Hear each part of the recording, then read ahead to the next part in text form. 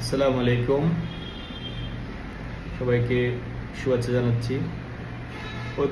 অনেকে আমাকে প্রশ্ন করে পুলিশ ক্লিয়ারেন্স করতে কী কী ডকুমেন্ট দরকার। আসলে পুলিশ ক্লিয়ারেন্স করতে আপনাকে প্রথমে আপনার থাকতে হবে একটা ভ্যালিড পাসপোর্ট, যেটাতে 6 মাসের মেয়াদ থাকতে হবে, এবং সেই সাথে এনআইডি কার্ড এবং চেয়ারম্যান সার্টিফিকেট অথবা জন্ম সনদ বা আপনার স্থায়ী ঠিকানা অনুসারে বিদ্যুৎ বিলের কপি। এই 4টা জিনিস হলে আপনি পুলিশ ক্লিয়ারেন্সের জন্য আবেদন করতে পারবেন।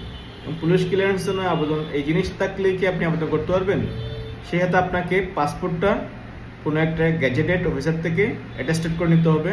এনআইডি কার্ডটা কোনো গ্যাজেটেড অফিসের ডাক্তার বা কোনো প্রফেসর বা গ্যাজেটভুক্ত কোনো বা ব্যক্তি হতে বা আপনার এনআইডি এবং পাসপোর্ট অ্যাটেস্টেড করে নিতে হবে। তাহলে আপনি পুলিশ ক্লিয়ারেন্সের জন্য আবেদন করতে পারবেন।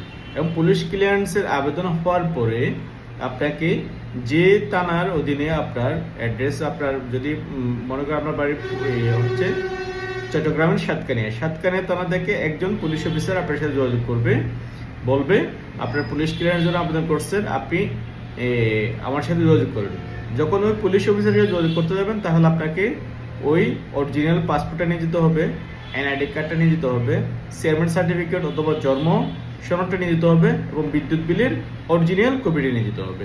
সেই সাথে এই 4টা ডকুমেন্টের মধ্যে পাসপোর্ট এবং এনআইডি অ্যাটেস্টেড কপি আবেদন করার সময় যে দুটো ছিল, এই দুটো সহ আপনি আবেদনের ফর্ম এবং যে ব্যাংকের মাধ্যমে যে পুলিশ ক্লিয়ারেন্সের ফি জমা দিয়েছেন, এই ডকুমেন্টগুলো সাথে নিয়ে আপনি ওই পুলিশ অফিসারে যোগাযোগ করলে আপনি খুব সহজে আপনি পুলিশ ক্লিয়ারেন্সটা পেয়ে যাবেন। তাহলে আজকে এই পর্যন্ত। সবাই ভালো থাকবেন, সুস্থ থাকবেন। আসসালামু আলাইকুম।